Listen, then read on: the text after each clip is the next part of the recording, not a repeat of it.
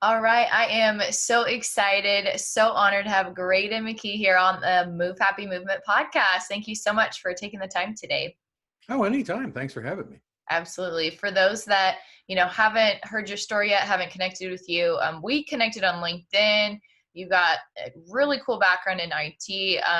Why don't you share a little bit about maybe your origin story, like how you got to where you're at today and what you're excited about in your future? Sure. So I guess start back at the beginning.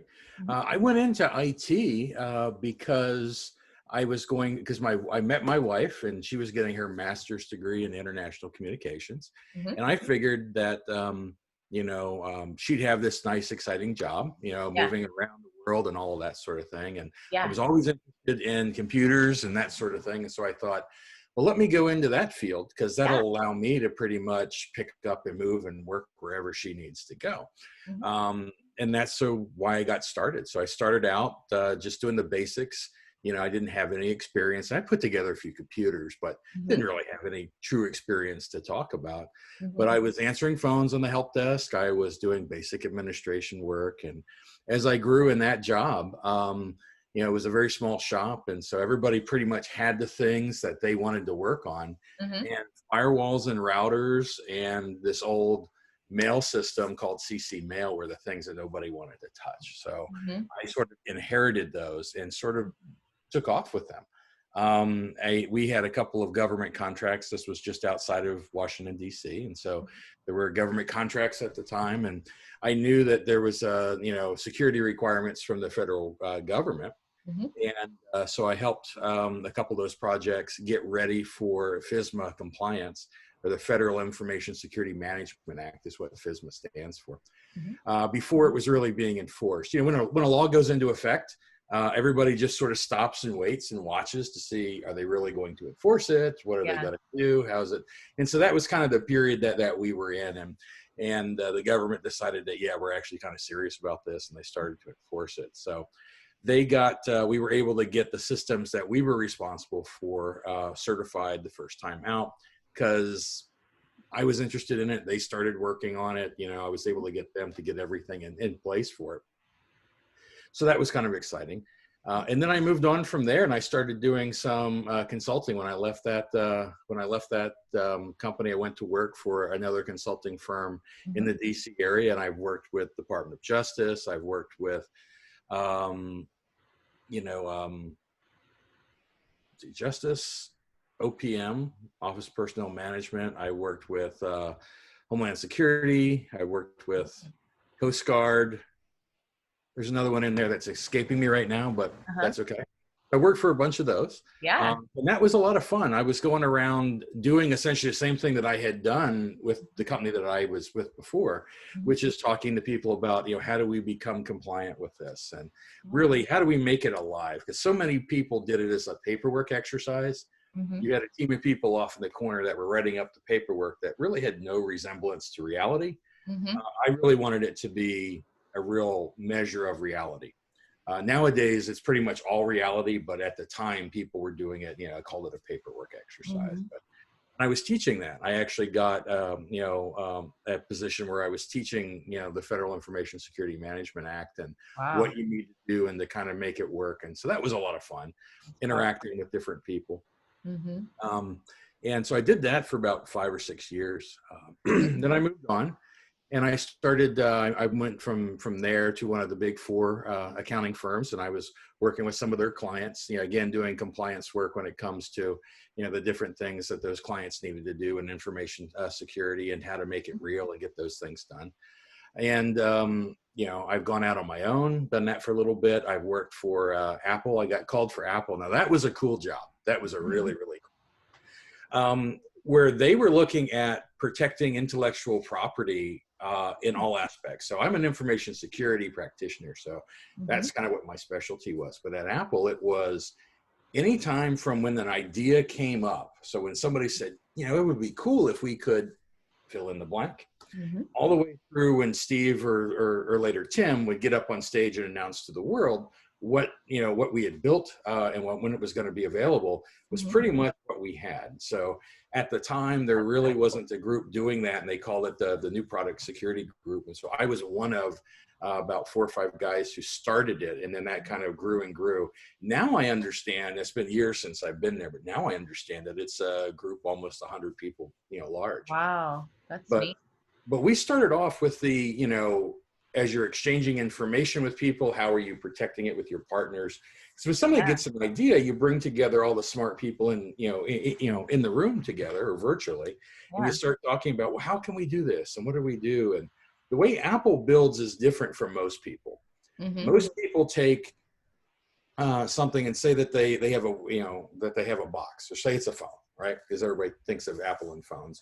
And they say, okay, we're going to have a phone. We want all these things in it. And they lay all the components out. And then they go to the design people and say, we need all these things to be put together into this box and, make a nice box for it. Yeah. Apple doesn't do that. Apple went and said they created a nice little box for it. And then they had a whole table full of stuff. They said, all of that needs to fit into this. And so you would take these things and you'd have to go, and they would reverse engineer things. They would work with Wow. companies who had built them to make them smaller and smaller to fit into the phones. Mhm. And so some things didn't come along, right away. And it takes many years of development to get to those things. But that's kind of what we did, is we would go and we would help protect the information. And Mhm. then once we started making things, be they prototypes or or doing the ramp up work for actual production, Mhm. we were out in the factories looking at what was going on.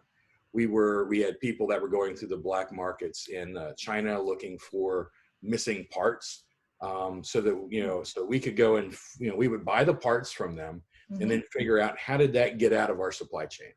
Mhm. So if it was an ID sensitive part, if it was something that showed what the new exterior was going to look like, or what, Interesting. what would be interesting. And Mhm. so we would kind of run that down. That was an awesome job, but I was traveling all the time, and I just Yeah. couldn't do it with a family. Yeah. And it was so exciting. I worked with so many great people over there. I mean, Apple's a very exciting company to work for, and Mhm. so I moved from there to Microsoft, Mhm. and I spent some time doing that with Microsoft for Xbox and that sort of thing, and we got kind of involved in some of the operating system stuff. Mhm. Then I moved my way. We wanted to come back to the East Coast, so I was kind of moving my way along, and we're finally back to the East Coast, where my wife is, where I'm from too. But Uh-huh. we moved close to where my mother-in-law is, and so Mhm. that's how we ended up in the Georgia area. Oh, wow. But I've I've been really lucky to have met the right people and to be in the right place at the right times Mhm. to capitalize on some great things that were happening. And so, I've had a great career. I love it. I get up every morning. I'm excited to go to work, even on the days where I'm like, oh, I don't really want to have this conversation with somebody or that. Mhm. It's still better than thinking of doing anything else. Yeah. And Great. so I'm real excited about it. But I've been through some high stress situations, and Mhm. when things happen, when things are going wrong, because things are going to go wrong. I mean, if things go right all the time, then you're not looking at the right things. So I've had a really great career, but I've had a lot of I've had a good learning experiences too. So. Mhm. Yeah, that's powerful. And thank you for sharing all of that.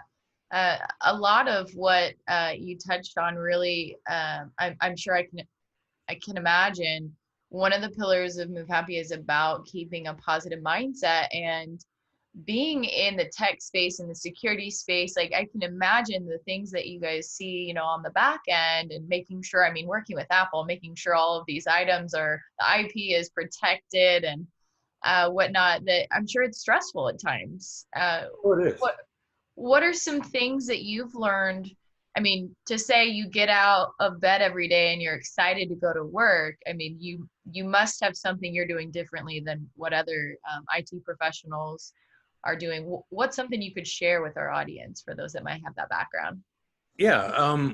So I would say I haven't always gotten up out of bed every morning and been excited to go to work. I mean, Yeah. there's times and there's setbacks and those sorts of Yeah. things. I mean, you do get overwhelmed, right? Yeah. For the most part, the vast majority, especially in the later years, as I've kind of grown and matured as a person, Mm-hmm. um, and kind of started to learn more about, me and how I react to things and those Yeah. sorts of things, and tried to take a little bit more responsibility and understand that I'm responsible for my reaction.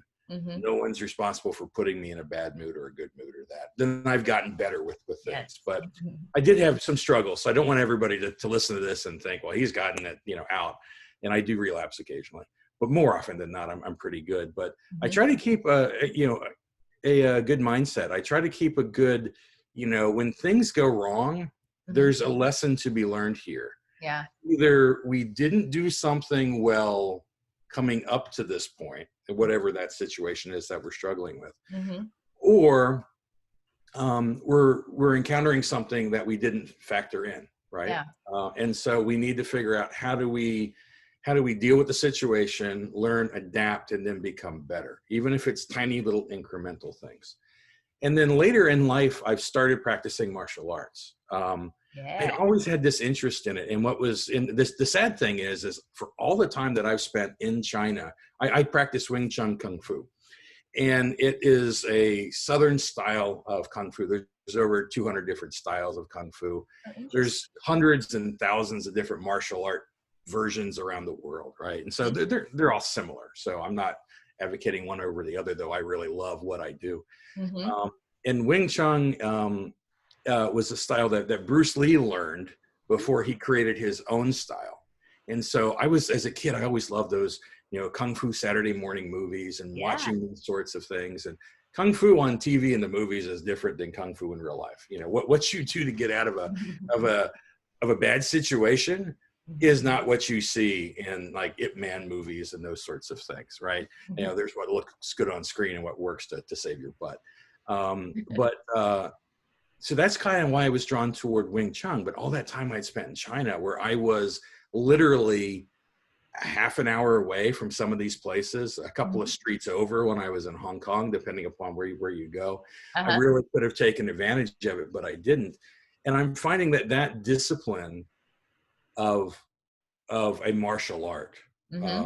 or something that is, any sort of activity that gets you to be disciplined. I Yeah. guess it could be working out and focus on things that are out, not your normal work, really help to relieve that stress and help to understand. In Wing Chun, we do things not so much power as it's body positioning and body mechanics and those sorts of things. If I try to use a lot of muscle in what I'm doing, Mm-hmm. I'm giving away a lot of energy, and I'm really supposed to Okay. be relaxed the whole time and kind of moving without getting into a whole thing about Wing Chun. Mm-hmm.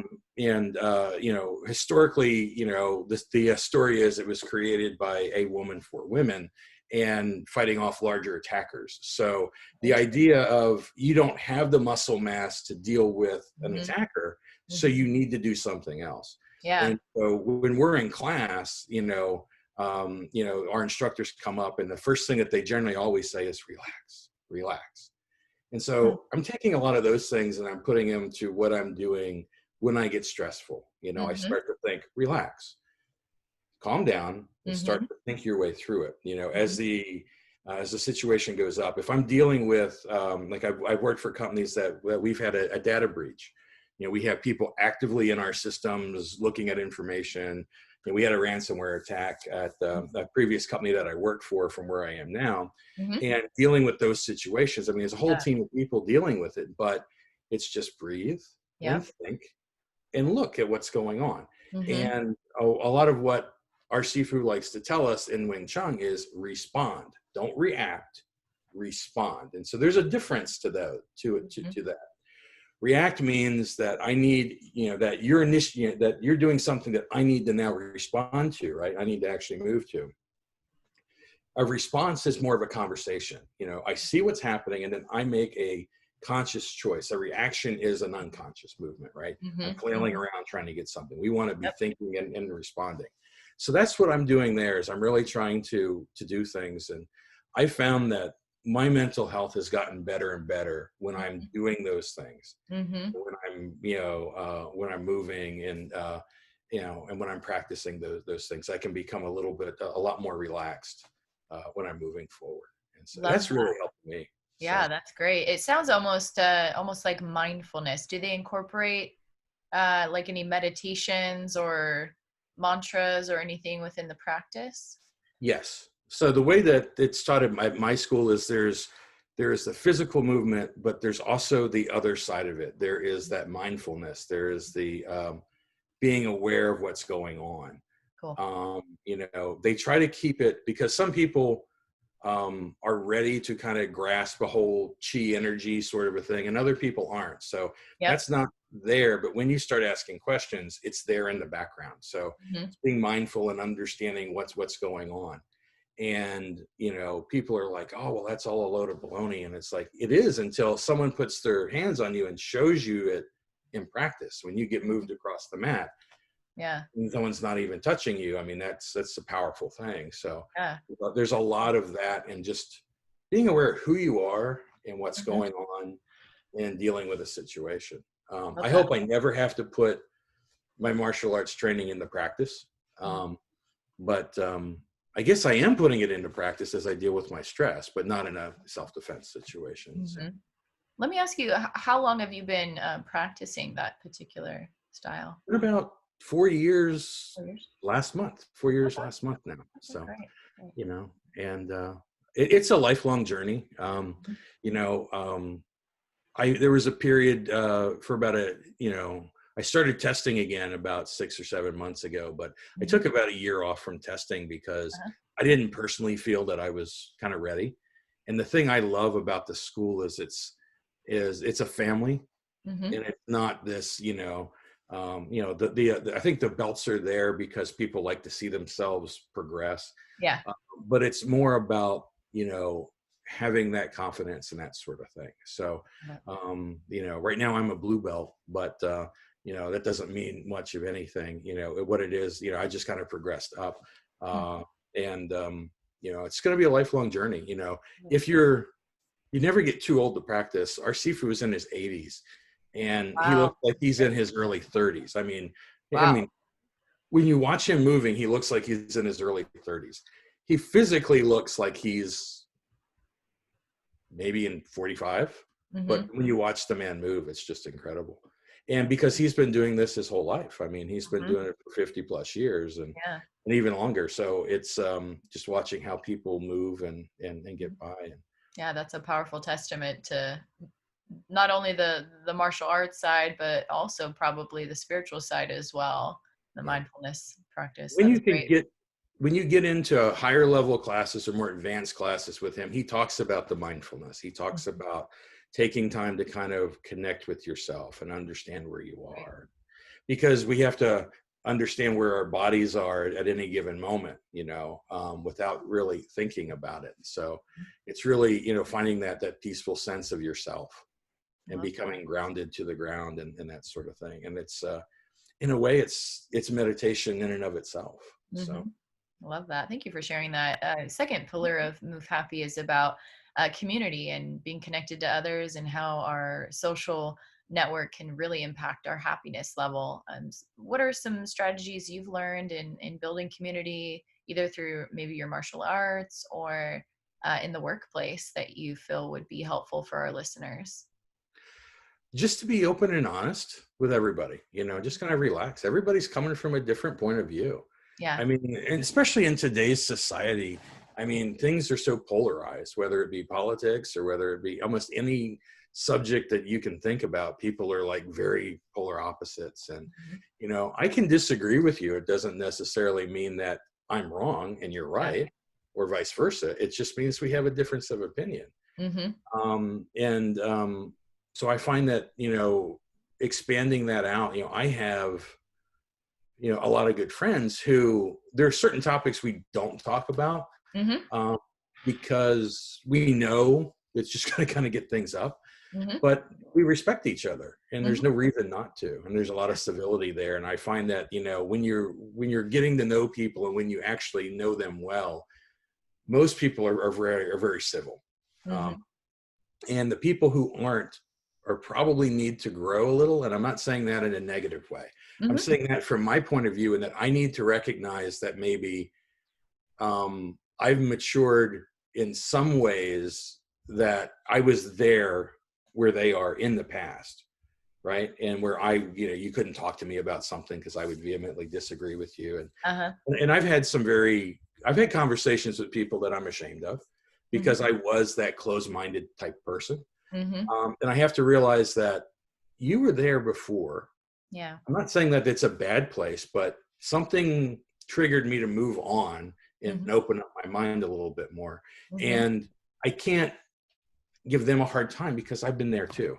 Yep. So I just accept them for who they are. We don't, I don't judge it one way or the other. And I move on, and I find good communities, whether you find them at a church or I'm finding them, at my martial arts school. I mean, like I said, it's a big family. And, even if you're not constantly talking to somebody, you're seeing them, what's going on. And when COVID hit, you really miss people. Yeah.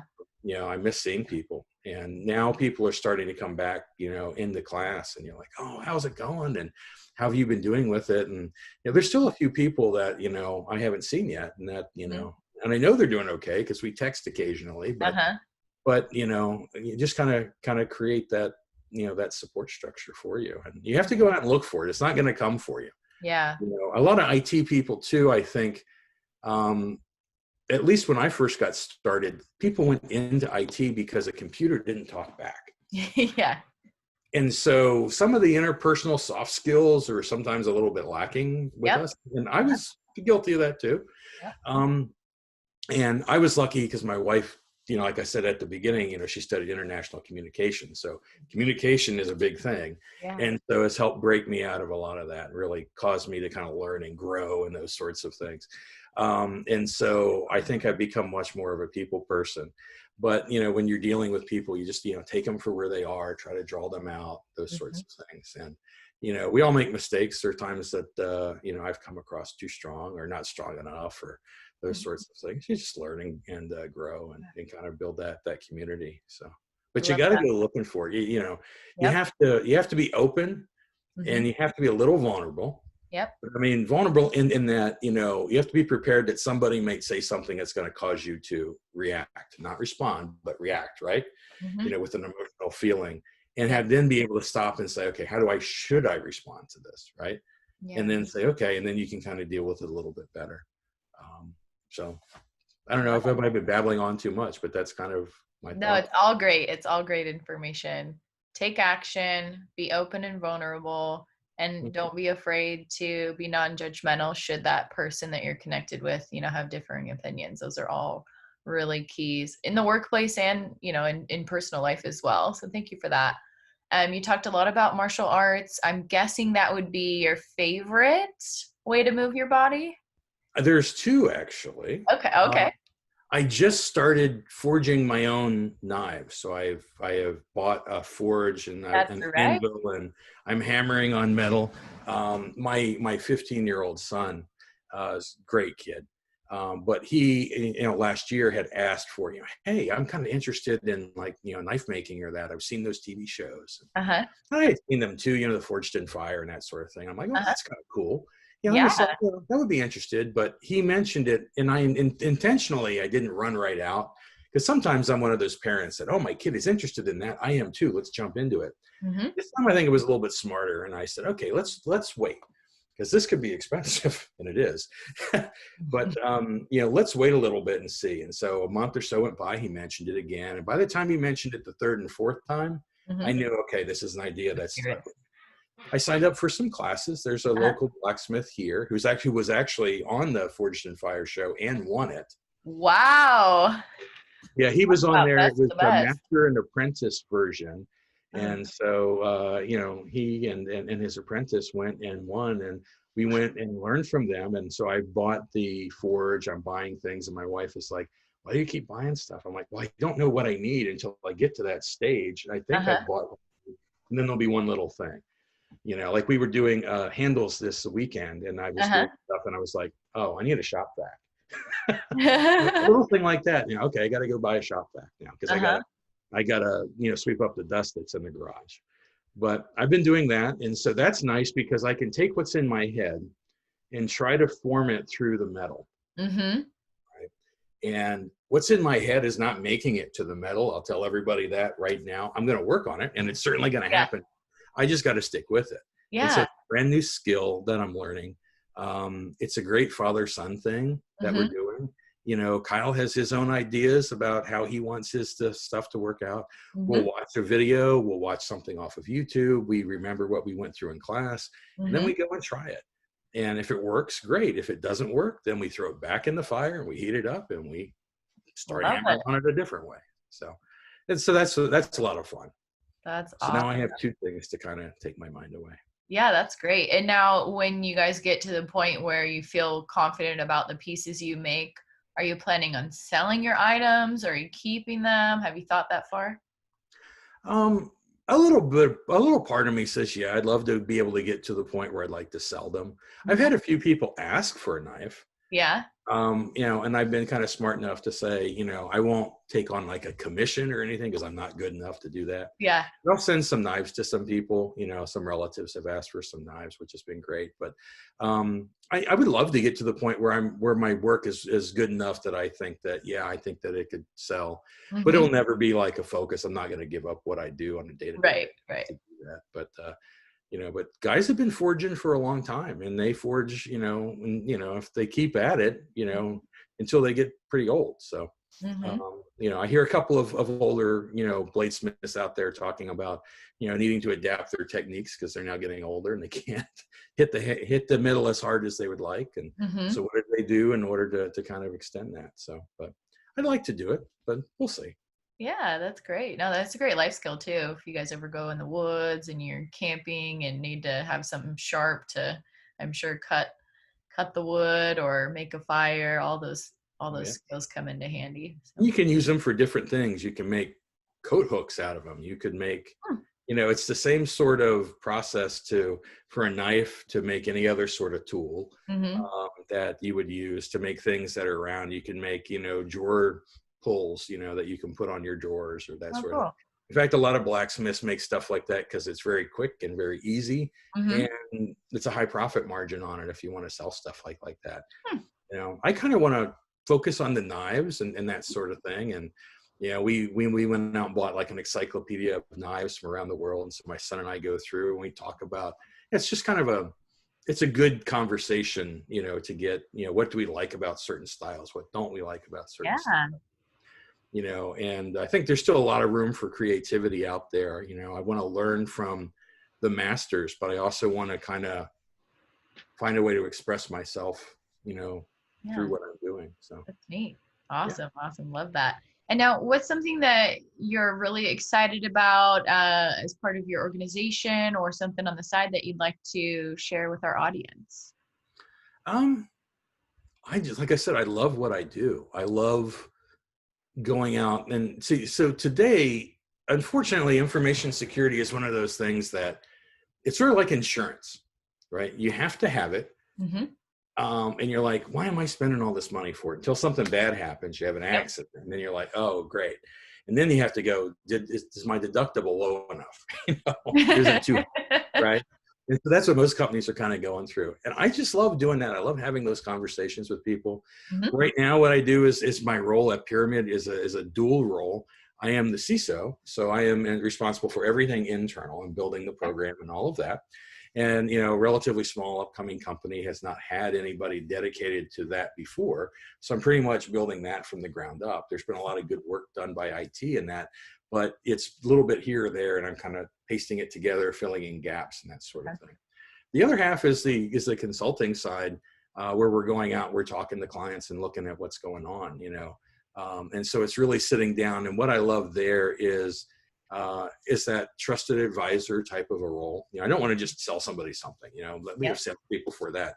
I'm not a salesperson. That isn't what I do and what I'm, you know, excited about. What I'm excited about is sitting down and helping people move forward on a strategy, whether it's a strategy I help them come up with, or it's one that they had and they need help achieving it. You know, that's what we need to do. And so, you know, sometimes I've been asked for, you know, hey, can you do this for me? And I say, sure, we can do that for you. But are you doing this and this, which are smaller things that are not quite as expensive? And they're like, well, yeah, we need to kind of work on those too. And I'm like, well, before you spend a large amount of money on doing this, that will not be effective unless we do these. So maybe let's not spend that money now. Let's spend it on these smaller things. get your maturity going, and then we can build up to something larger. Yeah, And so I like having those conversations and get people to think about, well, what do I need? Where should I go? I yeah. have limited resources. I have limited time. What do I do? Mhm. I can bring in staffing aug. I can bring in experts. The nice part about where I'm working now is half the company is a staffing company. So I can go out and find the experts that we need to bring in, which is really nice. I'm not just limited by what I have on my bench. I can expand the bench as long Yeah, as there's, work to do. So that's awesome. that's a lot of fun. But yeah, I'm excited about most things. Like I said, as I've kind of learned is, when I was that closed-minded person a long time ago, Mhm. it was a lot of negativity. I was doing a lot of battling for my opinion. When I realized to just sort of take a breath and go, you know what, I can only control me. Yep.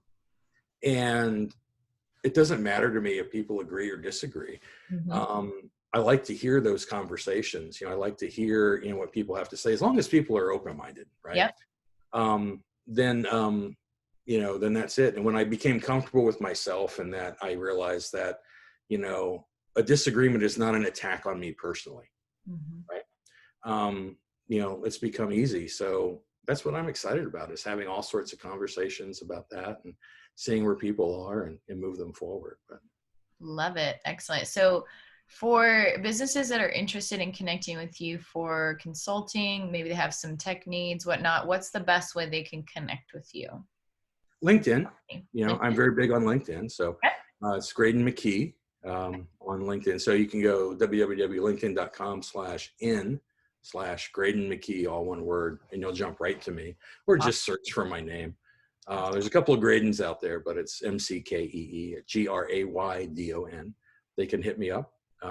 Even if it's just to say, hey, just ask a normal, simple question. I'm not a counselor or anything like that, but if Mhm. somebody just wants a quick answer, I can give them that pretty easy. So Awesome. And if we'll it's make long and in depth, then we'll probably need to talk about something business related. Yep, absolutely. No, that sounds good. We'll make sure to put the link in the comments below when we post this. Awesome. And I always love to close out the show with a silly question to help the audience connect with you on a personal level. So we Fire away. didn't discuss this before, so I'm totally making this up on the spot. So I know you do your fun knife carving with your son. What is something that you absolutely love doing with your wife? Maybe when COVID is open again, what's some maybe a place you like to go or something special you guys do together? Traveling, I like to Yeah. travel and see other cultures and see what's going on. I don't know who said it, but some famous person said something about, it expands your mind traveling. And she did that for me. She had done a lot of traveling Yeah. before I had met her. And we traveled a little bit. I've traveled a lot since then on my own. Uh-huh. Because with kids, she couldn't come with me. But, Yep. when it's all over and done with, the kids are now getting to that age where, I think if her and I, either we take them all with us or Mhm. we can leave them with somebody and not Yeah. like a baby or a toddler like that. Yep. And we can go and do that. But that would be it, is traveling and experiencing other cultures and Love that. that sort of thing. So, Awesome. Awesome. Any place in mind you want to go next? oh, I'd like to spend more time in Europe. I've been all over Asia. Mm-hmm. I love Asia. I love China. I love Vietnam was amazing. Hmm. Taiwan was great. Korea was awesome too. Singapore. Mm-hmm. Um, but I'd like to spend. I've been to Germany. I've been to Europe, but I haven't been to Italy and I haven't been to Spain. My wife lived in Spain for a year, Oh, wow. so I'd like to go to Italy and Spain. And I spent time in Eastern Europe and in the Czech Republic. I'd love to go back there. We have friends there who we had in California who moved back there. Oh, And the one wow. time I visited Czech, they had already moved there, and so I was able to go visit them. That'd be nice to do. Oh, that's awesome. I haven't been to India yet, and I am working for a company owned by Indian Americans, and we have an outfit in India Mm-hmm. that I would love to go visit now that I have a reason to go there. So, so that would be great. But anywhere that there's something new, anywhere that's Uh-huh. different, Mm-hmm. um, just sitting down and getting to understand people's points of view. And I Yeah. like to get off the beaten path. I like to sit and talk with people. I Mm-hmm. don't like the touristy stuff. Like, I'll race through the touristy stuff, Mm-hmm. but if I'm sitting down and dealing with other people, that's the way that I like it. So, Yeah. you know, that's it. That's what we like to Love do. it. Love it. How fun. Can't wait for, the States and the world to open up again so you can get on with that travel. That sounds like fun. Awesome. So, Well, thank you so much again for taking the time today to be on the show. It's been really fun. anytime. Thank you for having me. So, Absolutely. thanks, everybody.